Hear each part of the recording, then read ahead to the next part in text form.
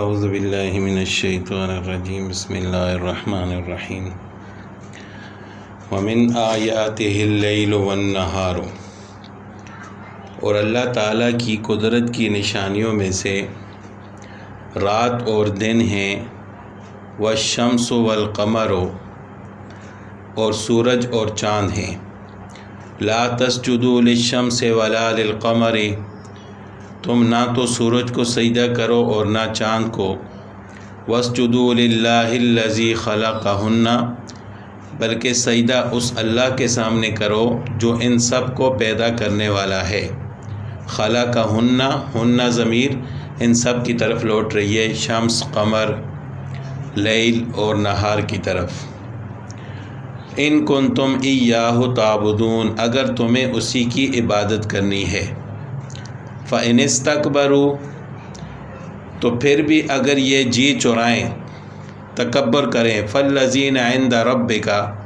تو وہ فرشتے جو اللہ کے نزدیک ہیں، يُسَبِّحُونَ لَهُ بِاللَّيْلِ وَالنَّهَارِ، وہ تو رات دن اسی کی تسبیح بیان کر رہے ہیں، وَهُمْ لَا يَسْأَمُونَ، اور وہ اکتاتے بھی نہیں ہیں، تھکتے بھی نہیں ہیں، اللہ کی تسبیح کرنے میں وہ تھکتے بھی نہیں ہیں۔ وَمِنْ آیاتہ، اور اللہ تعالیٰ کی قدرت کی نشانیوں میں سے یہ بھی ہے کہ أَنَّكَ تَرَى الْأَرْضَ خَاشِعَةً، کہ تو دیکھتا ہے زمین کو دبی ہوئی، فَإِذَا أَنزَلْنَا عَلَيْهَا الْمَاءَ، پھر جب ہم اس پر پانی برساتے ہیں یعنی بارش، اهْتَزَّتْ وَرَبَتْ، تو وہ تر و تازہ ہو کر ابھرنے لگتی ہے۔ إِنَّ الَّذِي أَحْيَاهَا لَمُحْيِي الْمَوْتَى، جس نے اسے زندہ کر دیا وہی تو یقینی طور پر مردوں کو بھی زندہ کرے گا۔ إِنَّهُ عَلَى كُلِّ شَيْءٍ قَدِيرٌ، بے شک وہ ہر چیز پر قادر ہے۔ ان آیات میں اللہ تعالیٰ نے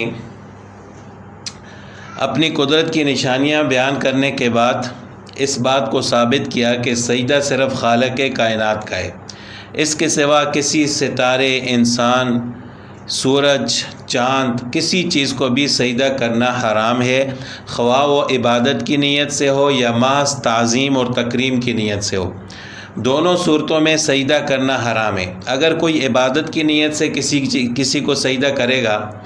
چاہے وہ کسی انسان کو کرتا ہے یا اس کے علاوہ کسی اور چیز کو، تو وہ کافر ہوگا۔ اور اگر عبادت کی نیت سے نہیں کرتا، محض تکریم و تعظیم کے لیے کرتا ہے، تو پھر بھی وہ فاسق ہوگا اور حرام کام کا مرتکب ہوگا۔ تو پہلی جو قومیں تھیں ان میں سجدہ تعظیمی جائز تھا، جس طرح فرشتوں کو حکم دیا گیا کہ وہ آدم علیہ السلام کو سجدہ کریں، تو یہ بھی سجدہ تعظیمی تھا۔ اسی طرح یوسف علیہ السلام کو ان کے والد اور بھائیوں نے سجدہ کیا، جس کا ذکر سورہ یوسف میں موجود ہے۔ تو یہ سب سجدہ تعظیمی تھے جو پہلی امتوں میں جائز تھے، لیکن آپ صلی اللہ علیہ وسلم کی شریعت میں نہ تو سجدہ عبادت جائز ہے اور نہ ہی سجدہ تعظیمی جائز ہے۔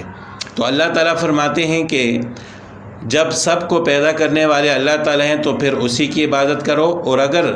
کوئی اس کی عبادت کرنے سے تکبر کرے گا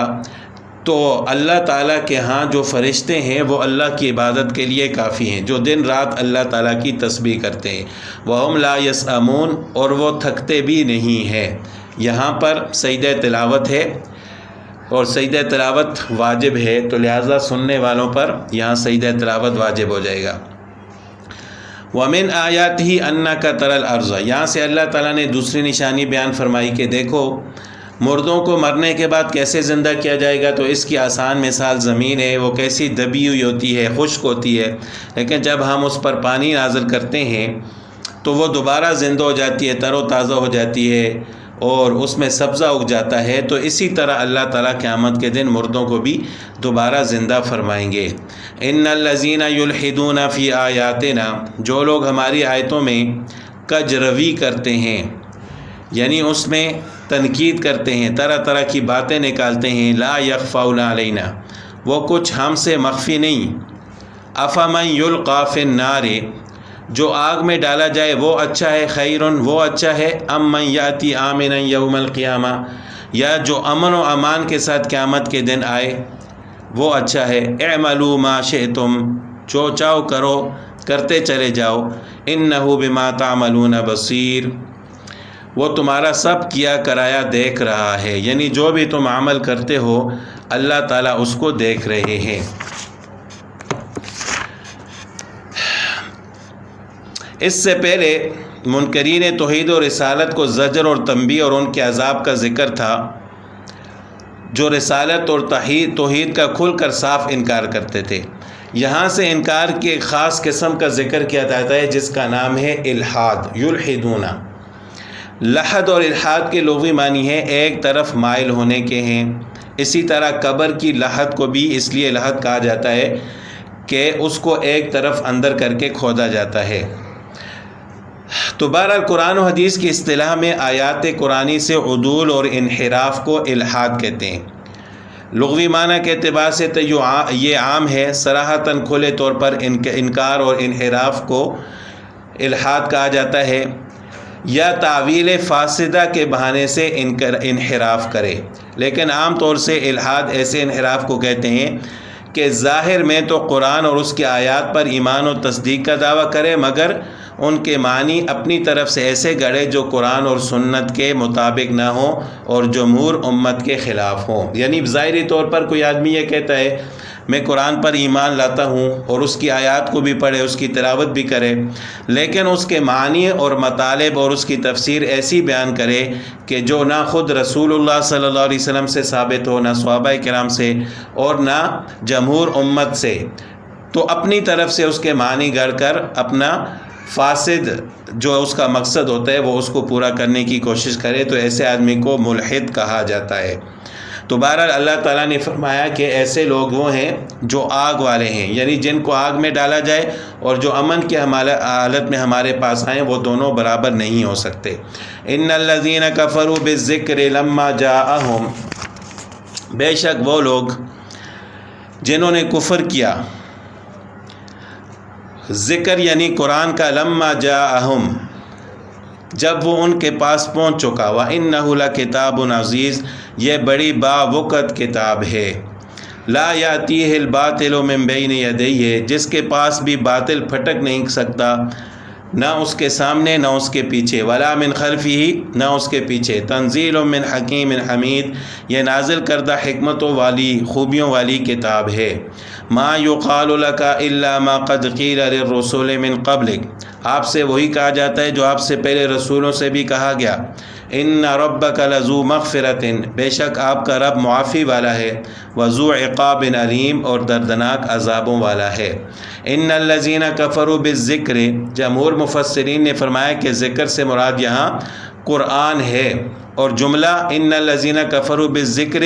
یہ سابقہ جملے ان الذین یلحدون سے بدل ہے، یعنی جو ہماری آیات میں کجروی اختیار کرتے ہیں تو یہ اس سے بدل ہے، یعنی قرآن پاک کا انکار کرتے ہیں۔ لا یاتیہ الباطل من بین یدیہ ولا من خلفہ، اس کتاب کے لیے من جانب اللہ حفاظت ہے، اللہ تعالیٰ کی طرف سے یہ کتاب محفوظ ہے۔ قتادہ رحمۃ اللہ علیہ نے فرمایا کہ باطل سے مراد شیطان ہے، اور من بین یدیہ ولا من خلفی یعنی نہ سامنے سے آ سکتا ہے نہ پیچھے سے، یعنی شیطان اس کتاب کو نہ تو نقصان دے سکتا ہے نہ اس میں رد و بدل کر سکتا ہے۔ مطلب یہ ہے کہ شیطان کا کوئی تصرف اور تدبیر اس کتاب میں نہیں چلتی، نہ وہ اس کتاب میں کمی بیشی کر سکتا ہے اور نہ کوئی تحریف کر سکتا ہے۔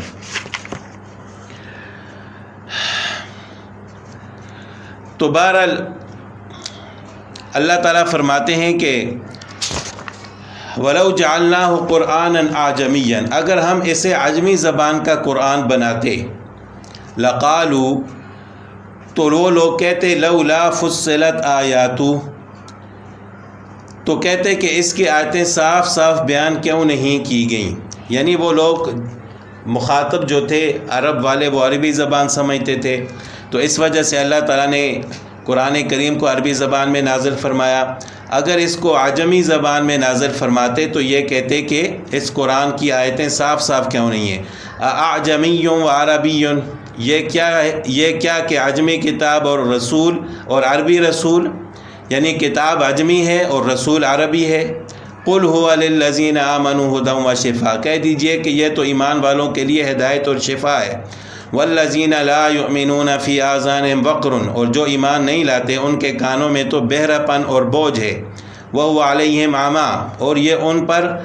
اندھا پا ہے، یعنی وہ ایسے ہیں کہ گویا کہ اندھے ہیں، دیکھ نہیں سکتے اس کو۔ اولئک ینادون من مکان بعید، یہ وہ لوگ ہیں جو کسی بہت دور دراز جگہ سے پکارے جا رہے ہیں، یعنی ان کو سمجھ ہی نہیں آتی کہ ان کو کیا کہا جاتا ہے۔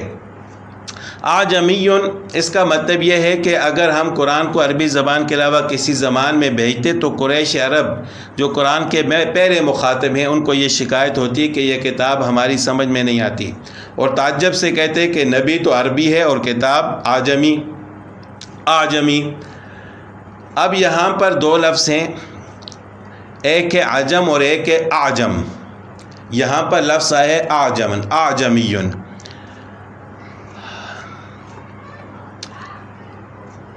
دنیا میں جتنی قومیں ہیں عرب کے علاوہ ان سب کو عجم کہا جاتا ہے، اور جب اس پر حرف حمزہ پڑھ کر اعجم کہا جائے تو اس کے معنی کلام غیر فصیح کے ہوتے ہیں۔ عجم کا معنی گونگا پن، یعنی عرب والے یہ سمجھتے ہیں کہ جو عربی نہیں بول سکتا کوئی اور زبان بولتا ہے تو وہ گونگا ہے،